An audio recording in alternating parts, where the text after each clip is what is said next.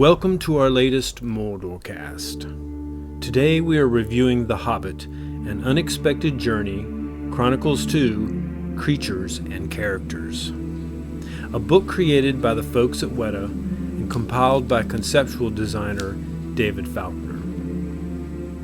I thought I might begin by taking a quick look at the predecessors to The Hobbit Chronicles, The Art of the Lord of the Rings. They were written by Gary Russell for the first trilogy of films. The first is The Art of the Fellowship of the Ring. It goes into great detail visually about how they developed the style and look of these films, how striving for realism was the key for Peter Jackson in creating Tolkien's Lord of the Rings rather than going for a high fantasy look.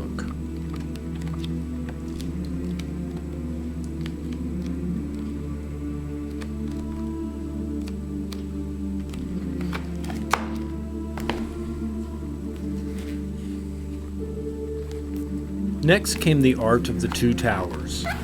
Here we continue to see the visual concepts created by John Howe and Alan Lee, along with the rest of the conceptual team working on maquettes, pre-visualizations, and color studies of characters and scenes from the film.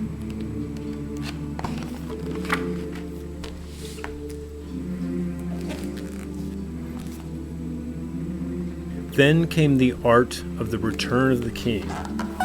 In this last book, we get all the sketches and color studies of Mordor, Minas Morgul, Cirith Ungol, the Dark Tower, Mount Doom, and the Vale of Udun. I must admit this is my favorite book of the three.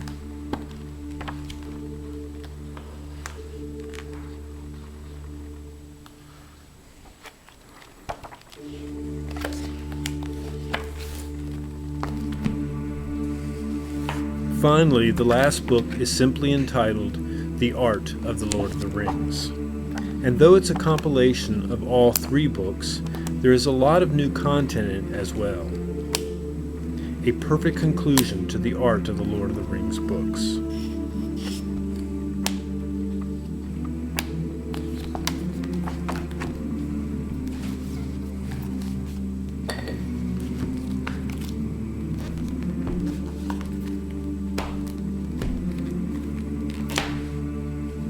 Though The Art of the Lord of the Rings are absolutely wonderful books, The Hobbit Chronicles are art books on an entirely different level of quality.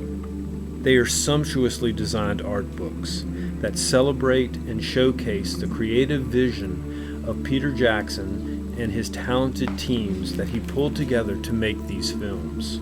They are unique in shape and size, along with the embossed cover that feels like leather and the gold imprinted circle with the Hobbit logo.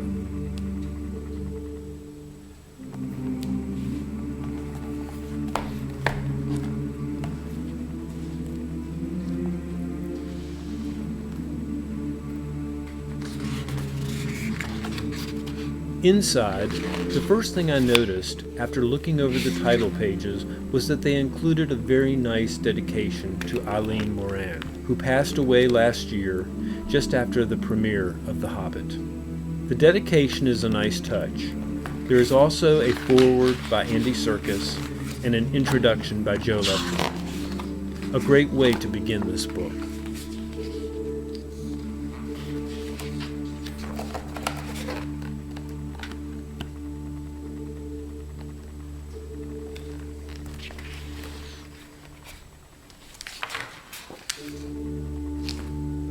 The Hobbit Chronicles 2 begins, of course, with hobbits and dwarves, but it's not long before we come across some trolls. Here at Mordor, we are interested in the darker side of Tolkien's world, so we'll be focusing on those parts of the book. Bert, William, and Tom are each given their own pages as the filmmakers discuss how the characters were developed with a mix of performance capture and digital animation.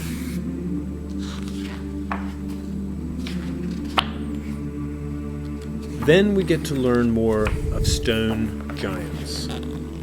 These massive creatures, like all of Peter Jackson's creations, are grounded in reality. Even the creatures of rock and stone are given a bit of personality and character. Next, we get more of goblins.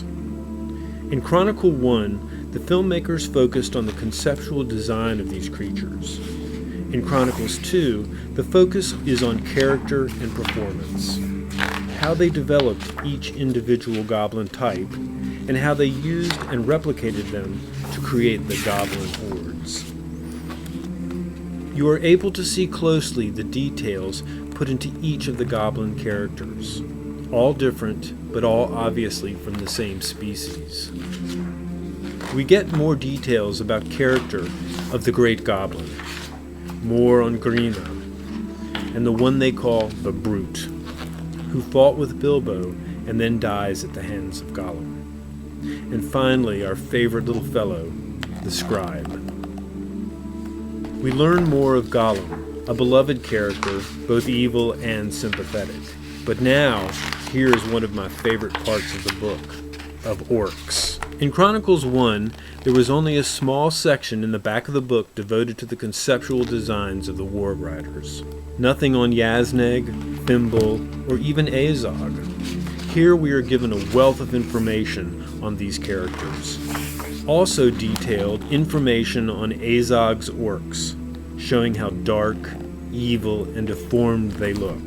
Truly beastly creations. Wonderful new information about the creation of Thimble, the elusive Yazneg, and their individual characters. There is even mention of the Black Speech and Orcish. Finally, we come to Azog. There is a good bit of information and insight into his character and how he interacts with the other orcs, the dwarves, and even Bilbo. In the last section of the book, of Beasts, we are given insight into the birds, hedgehogs, and rabbits of Roscommon, as well as the great eagles. However, it's the Gundabad wargs that drew my interest. Look at those teeth. We find out much more about the development of these creatures and the origin of their shape and design, along with a page devoted to the character of the White Warg. Let's not forget the vampire bats of Dol Guldur. Finally, we finish with the Eye of Smaug.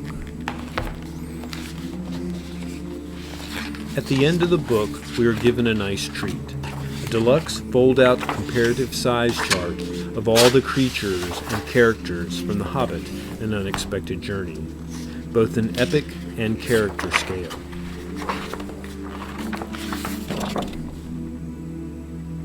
The Hobbit, An Unexpected Journey, Chronicles 2, is a beautifully designed and comprehensive book about the development of the creatures and characters from these films. It's well worth the price, and we give it a 10 out of 10 stars in this Mordor Cast review.